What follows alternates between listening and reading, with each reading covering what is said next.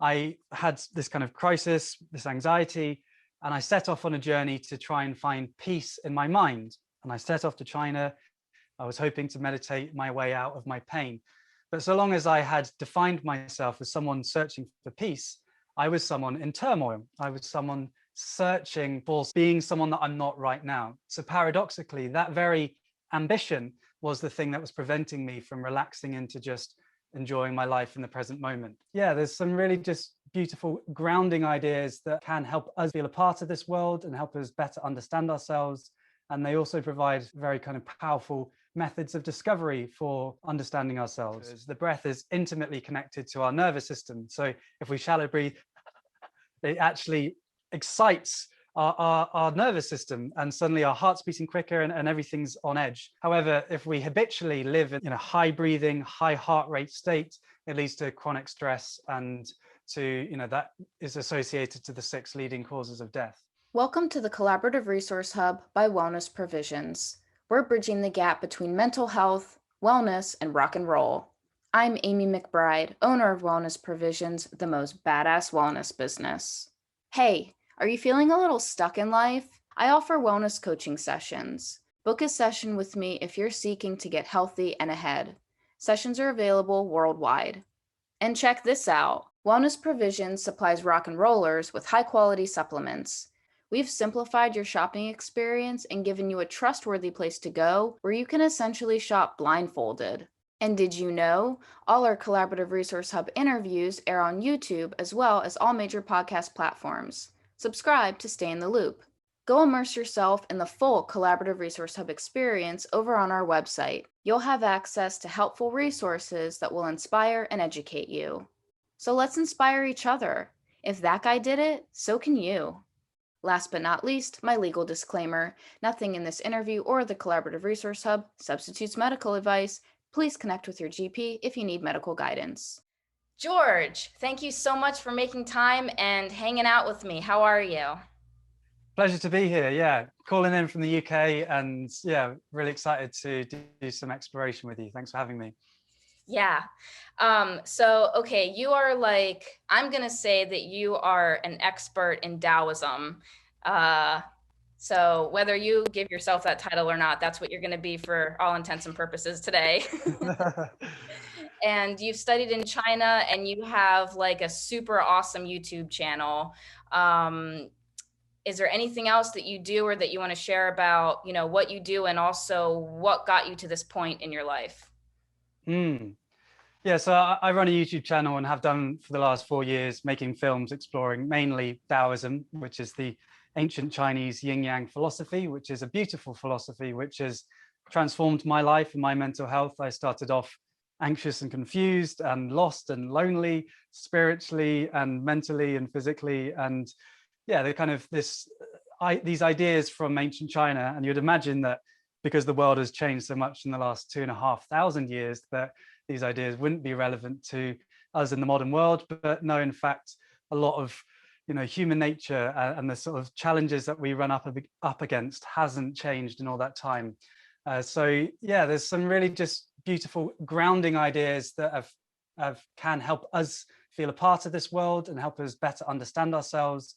And they also provide very kind of powerful methods of discovery for understanding ourselves. So yeah, I wouldn't say I'm an expert. I'm very much still a student. But yeah, I've kind of developed a following of people who are learning alongside with me. So that the videos that I share, I kind of do it from my perspective as someone still trying to work out my life. But I've had the privilege of 2 trips now to China, coming up to kind of a total of almost 2 years. I am the disciple of my Tai Chi master, Master Gu, and I'm part of a lineage that dates back hundreds of years of Taoist cultivators. So yeah, I hope that we'll be able to explore some interesting aspects about Taoism. And yeah, similarly, I hope that people who listen to it and learn more about it will get something out of it like I have. Yeah. I like though that because it's true. All of us, we're still learning as we're trying to educate and help others, and make information available. We're always still learning. There's always new maybe you've heard something before, but then this time it resonates and it clicks differently and you get something out of it. Yes. T.S. Eliot has a wonderful four-bit poem about this. May we never stop our exploration, but when we do stop exploring, is to return to the same place, but to see the place for the first time. So the idea that, we can often be doing our gigs and be exploring the world, but even coming back to the same place that we grew up in, or even just returning on a daily basis to where we are. If we are present in the world is always changing. And so we can see it with new eyes, and therefore we can always be learning if we're open to it. Completely. Yeah, I like that. So I guess in a nutshell, what is Taoism?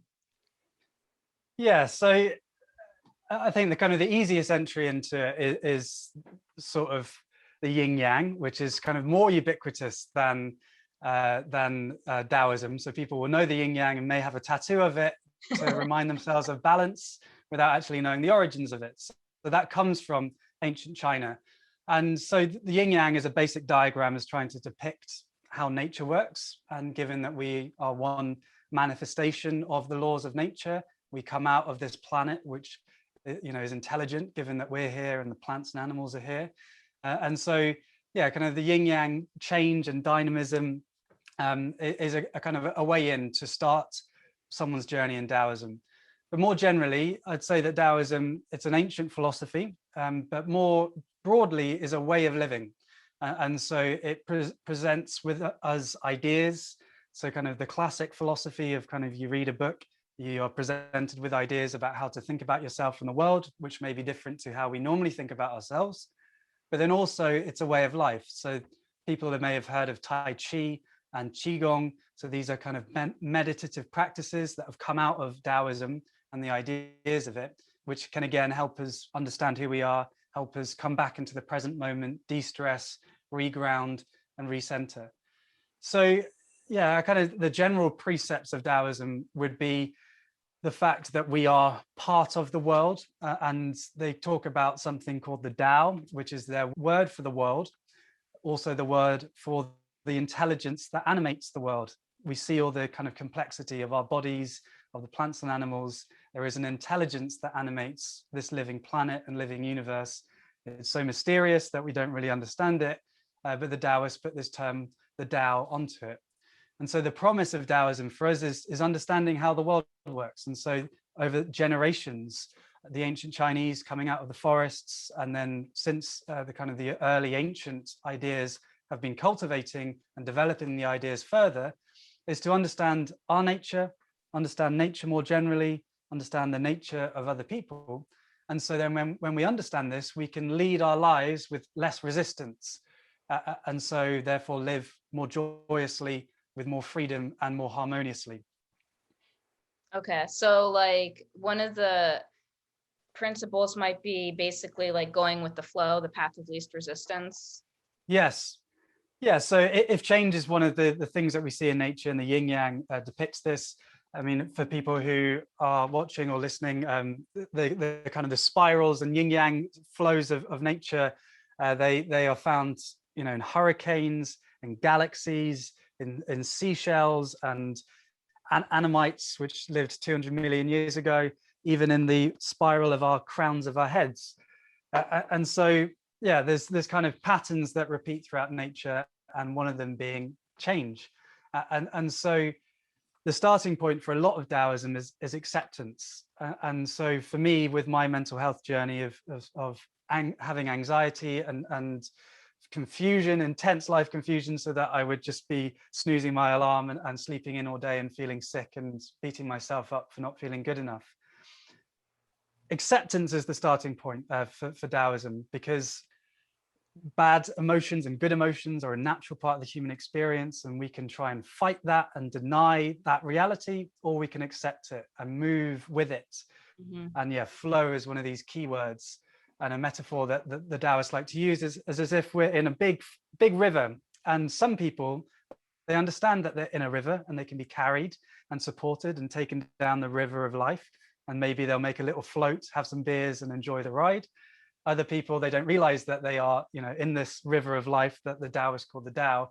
And so they're constantly fighting it, trying to swim to their said goals, but they don't realize that they are being carried by the river and there's no avoiding it. And so again, yeah, it's kind of going with the flow is acting with less resistance. And so that we can actually be supported by the world. A very simple example is diet. So ginger and garlic, these are kind of magic foods that are given to us by nature. They are anti-inflammatory. They allow our bodies to be healthy, gifts from nature. And so if we understand what our nature, our body needs, and we give our body that, then we live with more energy. And so again, it's this kind of ability to get into flow more easily. Yeah. And so I guess I'm trying to think, is there a way to articulate, like, for someone who's like, okay, I'm not going the path of least resistance. I'm going against the current, but like, so I get it. I should, go with the flow, but like, what does that actually look like? Can you suggest, or like perhaps what you did or what someone can do to kind of like actually implement it practically? Yeah, so the word for flow that the Taoists use is wu wei, which translates literally as non-action, wu wei. But a broader definition of it would be spontaneous action or effortless action. So this kind of speaks to the ideal that we want or we aspire to be able to live effortlessly, live spontaneously, and maybe where we are right now isn't that. So the question is, how do you get there? And so, yeah, the Taoists provide lots of interesting ideas that can help us. The first being is that we have a rigidity and a kind of a latching on to ideas of being a good person, of being a bad person, right and wrong, being good enough or not being good enough, beautiful, ugly. And the Taoists try to point to the basic fact that a lot of these are judgments, are constructs of the human mind, created and energized by us. And so, for example, you can't have an idea of what beautiful is without having an idea of what ugly is. You can't have an idea of being a good enough person without having some concept of bad. And so these things, they create each other and they are constructed by the human mind.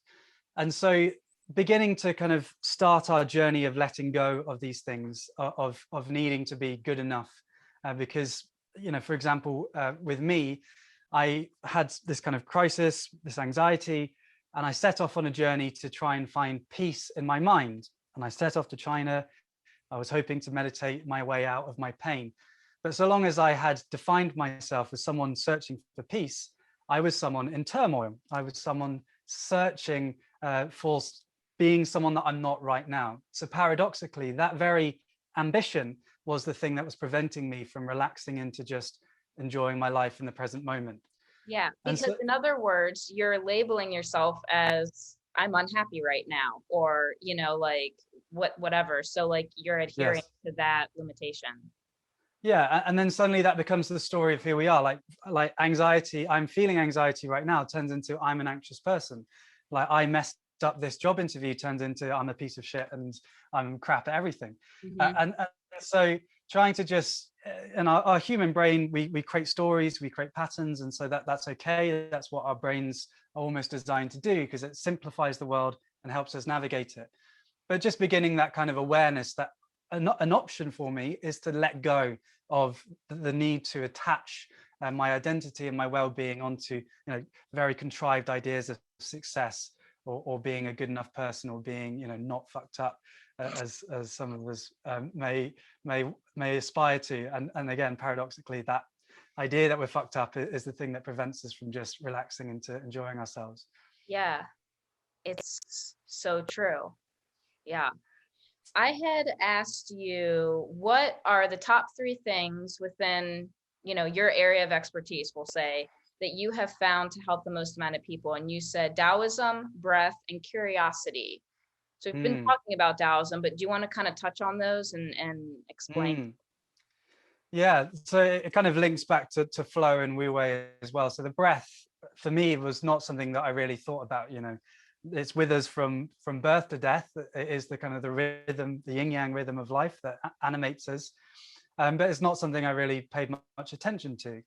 However, it is remarkably powerful tool that is available to us. The breath is intimately connected to our nervous system. So if we shallow breathe, it actually excites our nervous system, and suddenly our heart's beating quicker, and everything's on edge, which is great if we have a serious, like a bear's about to attack us and we need to get the hell out of the way. However, if we habitually live in that high breathing, high heart rate state, it leads to chronic stress, and to, that is associated to the 6 leading causes of death. In contrast, slowing down the breath, taking a deep breath, breathing in through the nose, and even holding that breath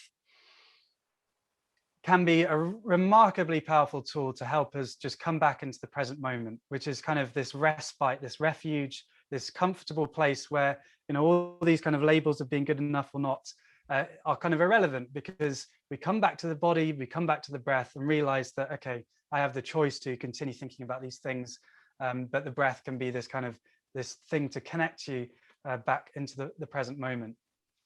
And so, yeah, Qigong is, as people may have heard of this, is kind of one of the meditative practices that come out of ancient China and Daoism. So Qi literally means breath, but also the Taoists relate breath to the very energy of the world. So Qi, people will know probably, is a word for energy and breath. And then Gong is the word for practice. So Qigong is energy practice. And the kind of the basic constituents of it is tranquility, presence, and then movement. And the movement can be kind of doing Qigong moves. And so that's a fantastic way to start the day, energizing your body, waking up your muscles. But also the movement can be internal. So you can be in a stressful situation and just coming into the breath, that is a movement, because the breath is moving, the blood is moving.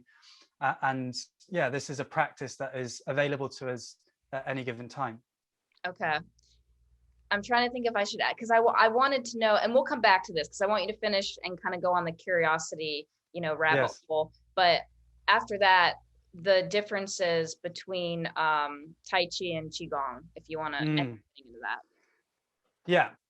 So I'll do that quickly. Qigong, so that's Qi practice, energy practice. Tai Chi is a form of Qigong. And so Tai Chi literally translates as supreme harmony fist. So it's a form of martial arts, but actually it's done for wellness and done for practice. So Tai Chi, the general distinction between Tai Chi and Qigong is Tai Chi is a flow of a series of moves, whereas Qigong is repeated moves where you do kind of 5 of one move and then you move on to the next. Okay. However, they can be interchangeable. And yeah, but the general Qigong being an umbrella concept. So for example, sitting meditation is Qigong, Tai Chi is Qigong. Okay. And so these are all energy breath practices. Right, that makes sense. Here's an advert in less than 20 seconds. Did you know that Wellness Provisions offers one-on-one wellness sessions? Yep. So if you're seeking to get healthy and ahead in life, but feeling a little stuck, then book a session and let's get you unstuck. Now, back to the interview. Curiosity is something that, yeah, I think it has been very kind of powerful for me. So I had no idea what Tai Chi was. I had no idea what Daoism was. Ironically, looking back at my journey, when I was choosing, after I was anxious and confused, I thought maybe some Kung Fu would help me, give me some discipline and some meditation maybe. And I was looking at Wudang, which is kind of the famous Taoist form of Kung Fu. And I was comparing that against Shaolin, which is a Buddhist form, which people may know from the crazy backflips and the bold monks doing amazing things. And I kind of at the time thought, well, I might go Shaolin because I haven't heard of Daoism in Wudang. So, I know about Buddhism and maybe that would be better for me to practice. But I thought, well, I don't know much about it and I'd like to learn more. And so I kind of, with curiosity, set off on this journey to then the universe responded back to me. And I found Tai Chi and Daoism and it really resonated with me as a way of being. And yeah, I'd say that, again, it kind of comes back to the rigidity we were talking about earlier. So if we have these very fixed ideas of what I can or cannot do, then the room for curiosity and for play and for adventure and exploration is much reduced, because you say, well, I can't do this, I can't do that. when actually we see, you know, like children, they will take any said object and, you know, make a character out of it, make a game out of it. And so they have this natural curiosity and exploration. And that's because they don't have as much kind of self-consciousness or the kind of limitations of saying, okay, this is a tree, and so therefore this is not a plaything. This is me, and I can't do this. Yeah. Whereas, you know, as we kind of grow in our consciousness as adults, which is obviously comes with its benefits as well, but we kind of lose that ability to, to be able to step out into the unknown. And a great quote, and probably the most famous quote from the foundational text of Taoism, called the Tao Te Ching, is, "A journey of 1,000 miles starts with a single step," or "A journey of 1,000 miles starts underneath your feet." And so there's this idea that, you know, you can achieve amazing things or just have the journey of life, a journey of 1,000 miles, but it starts with taking that first step. And we don't need to make it into this, well, there's no point taking the first step because I'll never get to this place that I want to. Instead, the curiosity can lead you. Yeah, it's just, you just have to start. You just have to just start moving, and then momentum will slowly build. Yeah. Exactly. Yeah, because momentum can work both ways. Like people will know, like if you wake up on the wrong side of the bed and then you pour your coffee on your top and then you stuck in traffic for work, suddenly the day just turns into this terrible thing and you think, why am I such a rubbish human being? And so momentum works that way if we allow it. Yep. But similarly, if we allow momentum to build in the other way, where, you know, we wake up at the same time every morning, and so then eventually the alarm doesn't feel as abusive as it normally can do, and then, you know, we eat a healthy breakfast and we get outside and have some fresh air before we start the day, maybe go for a walk. Suddenly, the rest of the day, even if we had objectively exactly the same day that followed the series of bad events, suddenly becomes much easier. And yeah, as you said, it's just getting started. And if we kind of take each day as a mini journey, then just getting started in the right way can then make the rest of the day a lot easier. Yeah, and perspective, you know, having the intention to have a positive perspective. And I mean, because it's a choice, you know.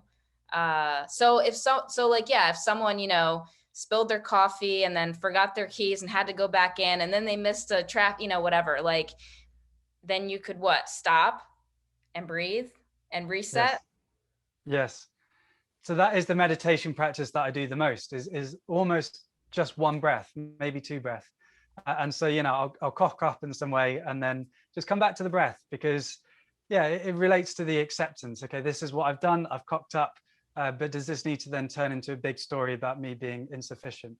And you know, like positive thinking, so the Taoists have this concept of the mystery, and the idea that the world's too complex to be able to be compartmentalized into right and wrong, and you know, the human mind is only yay big, the size of our brains, and the universe is vastly complex.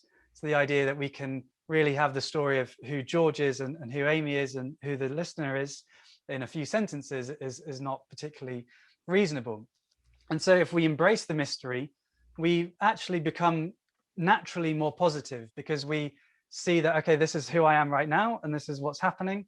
And also we begin to really have an appreciation for the mystery, you know, the fact that we can breathe, the fact that we can move, the fact that we can think, the trees, how long they last, conscious beings that live for 500 years, a time frame much longer than we can really comprehend about, the stars, the sky, you know, it is all a mystery. And so, you know, if we actually pay attention to it rather than, you know, just focusing on our phones or everything that's going wrong, and sitting in that mystery can be a wonderfully positive experience and recharge you for then all the responsibilities that we have as normal human beings.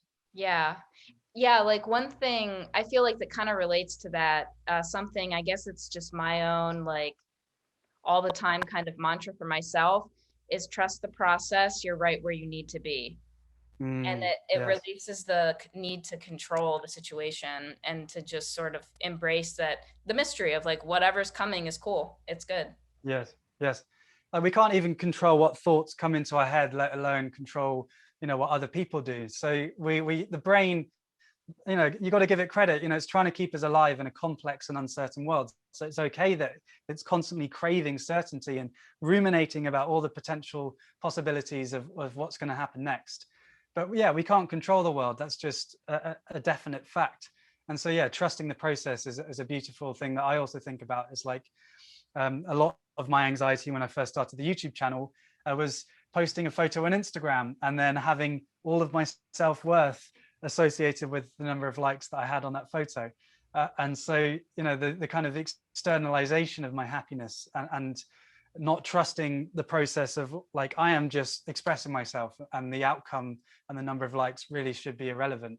And yeah, it doesn't have to be Instagram. Like with the, musicians, I imagine quite a lot of the listeners will be musicians, and that's quite difficult when you put all your creativity into your music, and then it doesn't get the kind of the success or the recognition that you imagine it would. But again, yeah, staying to the process means that you can express who you are and your beautiful, unique essence without then having to have these expectations, which then make the process of making music suddenly painful because you're not feeling good enough. Yeah, you have to separate from needing external validation, because it's just like it's not constant. So you just can't. You have to let go of that. Yeah, for sure. How do you, I guess, view nature and incorporate nature into your life and well-being? So nature is one of the real key methods of discovery in Taoism. I mean, they kind of emerged from the forests, the Taoists did, but even in civilization in ancient China, in the cities, going out into nature would be the form of, having some rejuvenation and then coming back to the city. So it's not that you are a Taoist and then have to forgo all of the gifts of modernity. But yeah, like we do come out of nature, which is somehow still a bit of a not controversial, but like a surprising insight that we are one manifestation of the natural intelligence that is in this planet. We share 60% of our DNA with trees. We share 80% with cows. We share 99% with apes. And through our breath that we've talked about, it is a friend that can remind us of our very basic and total dependence on the outside world. The air that we breathe, 99% of it came from plants. The trees, they create oxygen for us to breathe. We exhale carbon dioxide, which they then use. It's this beautiful symbiotic relationship. And so the breath can be that kind of entryway into the reconnection with nature, because with each breath, the generosity of nature breathes through us and energizes us. And the kind of the general concept for nature in Taoism is something called Siran. That's their word for nature, which is made of two characters. One is self, so. So for them, the kind of the very idea of nature is that which comes into being, self-becoming. And so there's this kind of spontaneous idea of nature for them. And so like our organism, like our body, there isn't a kind of ruler from on high that is dictating how many red blood cells to create in my veins on a Tuesday, and then what color my nose is going to be on a Thursday. It's quite red at the moment. But yeah, it's all happening by itself. And so it doesn't need a superior ruler. And so actually, when I spend time in nature, and the Taoist guiders in the text that they have, is actually relaxing into feeling a part of this world. And so that can be, I live in the city, and my life is on the internet. That's my job. But I use nature as a way to recharge and reconnect. And that can sound a bit kind of mystical or woo-woo for people. But actually, if we think about it, it is very basic and scientific. We are one manifestation of the natural energy. And the fact that we rely on the trees to breathe means that surely is as much a part of us as our lungs and hearts, because without the trees we wouldn't be around. And so actually we're really inseparable from the greater whole. And so getting into the wildest nature that's nearby can be a really beautiful practice to help people reconnect with that and feel grounded. Yeah, so just going out into the woods, find a quiet space and just focus on your breath and just have appreciation for what's around you. Yeah. Yeah, because people obviously know the kind of the physical benefits of going for a hike or going into nature, but to kind of level it up, simply sitting in the forest and being quiet and just listening. And you know, in the quiet, you become subtly aware and sensitive of all the sounds that are going on, all the interconnections between the buzzing insects and the trees. And you kind of begin to think over time that, well, you know, I'm kind of part of this too. And even in that moment of presence, when you're with your breath or you're in the world listening to your senses, is that George, that kind of short ego description I have of who I am, isn't there. And so actually I can relax into just being part of nature rather than having to constantly be this person with expectations on who I should be or shouldn't be. Yeah. And I mean, the more you do it, then in heightened states or challenging situations, it's got to be easier to recall that kind of sensation and to find internal balance. Yeah, and balance is a wonderful word. So a great thing that I often do is making my own yin yang. And so if people put their two palms together, there's kind of between your thumb and first finger, there's a kind of a little U shape. And if you connect them, give it a go, an exploration, you can make your own little yin yang. Yeah. And so that's you're sitting at the bus stop, or you know, you're in a difficult meeting, you're in a difficult situation, and you can make that little yin yang and be reminded that balance is available to us. And as you said, you know, it's all a practice. And so if you know, come to your breath in nature or in a meditation practice that you have, then when things get difficult, you can come back to it. And that can be, again, that friend to help you navigate the inevitable challenges of life. Yeah. Do you have any other, I guess, like tips or advice for people who are struggling with anxiety? Because I feel like that's like the number one, you know, challenge these days. Yeah. I mean, we live in a particularly challenging time. I mean, as a paradoxical time, because humanity's never been more peaceful or prosperous or financially rich, but also lots of challenges. You know, we have every bad thing in the world available to us every day in the news and social media. And so, yeah, it is kind of difficult for our minds. Another thing we could explore is our relationship with technology. And, you know, I do quite a lot to ban the internet at certain times, and I limit my smartphone. And so I actually have app blockers that prevent me from using social media. And so then I use it when I choose to, rather than when I compulsively feel bad and then use it as a crutch to get me through life. But yeah, I'd say that more generally, yeah, I'd say uncertainty and relaxing into being okay with uncertainty is the most powerful practice for me, because yeah, again, we're craving certainty, and anxiety is kind of ruminating over, you know, what's happened in the past or what's going to happen. And so trusting the body intelligence and coming into the present moment. The breath can be that entryway, that gateway into reconnecting with the body, but even remembering that our body can help us be effective without having to plan everything. Mm-hmm. So for example, you know, like a mother is in a car crash and her baby's in a burning car, she will somehow have superhuman strength and take this baby out of the burning fire and not even remember any of it. So there wasn't any conscious control, her subconscious took over. Another example is with monkeys.